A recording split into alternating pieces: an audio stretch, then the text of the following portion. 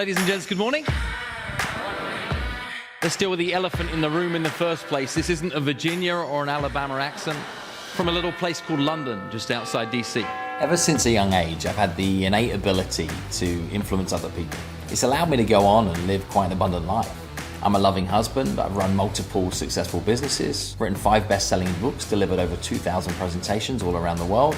Yeah, I really only know how to do 3 things. There's only 3 things I'm any good at. And I've learned that if you can get good at those 3 simple things, finding more customers, getting them to come back more often or spend more money when they shop, you can live a fairly abundant life too. There's a few things that you need to do to become excellent in the world of sales. Firstly, you have to understand what selling really is. Selling is earning the right to make a recommendation. You should never, ever, ever, ever, ever, ever, ever, ever, ever recommend a product to a patient unless you can say these words first. It's because of the fact that you said. For those reasons we recommend. This makes sense, yes or yes? Because in today's marketplace, if you always do what you've always done, then what happens is somebody does it slightly better, slightly quicker, slightly cheaper, and comes up and picks your pocket. The rule is thus: nobody wants to do business with miserable gits. They don't. And I know you're all dead happy people, right? You're always dead happy. I mean, this is forever. Everybody's happy here. Everybody's happy, I get it. But sometimes you might be forgetting to tell your face. Feedback from the crowd, you never know what people are going to say, right? But Phil's quick-witted, he's got a great sense of humor, he said some very disruptive things in that room, and you didn't get negative feedback. You got, oh. He actually seems to really understand and know the language and know the industry and really connect with the people in the audience. It has everything to do with destroying the option of no.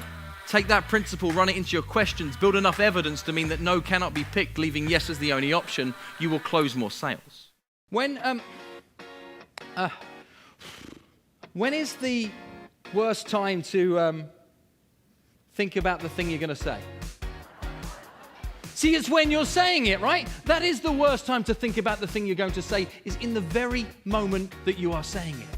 When you look under the hood of any business, products people are selling are the same, the training is the same, the leads are the same, in fact the opportunity is the same. The more I drilled down into it, the more I discovered the people that were crushing it, they knew exactly what to say, when to say it, and how to make it count. And I learned that the right words in the right way would allow people to act on impulse, it would talk towards their subconscious, it would allow them to move more freely. These words would move people out of maybe or those grey areas. And I call these words my magic words. So knowing that people don't like change, I figured I could play with some words that you could use to get people to maybe be a touch more open to the idea of something you might want to present to them. I've learned a completely rejection-free formula that you can introduce just about anything to just about anybody at any period of time. Questions create conversations, conversations build relationships, relationships create opportunities, opportunities lead to sales. Successful selling is all about maintaining control of a conversation. And it's the person who is asking the questions that's in control. Taking a few simple magic words, you can lead somebody through some carefully crafted questions. You can help them reach the conclusion that is the right one for them. In every single marketplace, in every single industry, all across the land, there are people selling what is seeming to be the exact same thing for demonstrably different prices. What is the difference in all of those scenarios? The experience, the presentation, is everything that sits around it.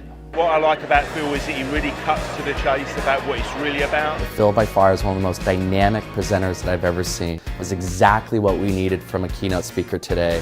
Phil talked to one of my salespeople in the break. One of my salespeople then rang one of his prospects. He just had the deal confirmed. I guess if you take away everything from me, all I really am is a sales trainer, albeit a bloody good one. And the reason that I got into this work is because of the hundreds of people or the thousands of people who are great at what they do but failing to get the results I knew they were capable of. So I've turned away the hundreds of things that I could be doing with my career to do the thing that really drives me, teaching people to sell. Opportunity is there for you to go take it. Nobody is going to give it to you. Nobody is coming to save you. You are responsible for your own success. So ladies and gentlemen, my name is Phil Jones. It's been a huge pleasure to serve you. I wish you all the success in the world you're prepared to work for.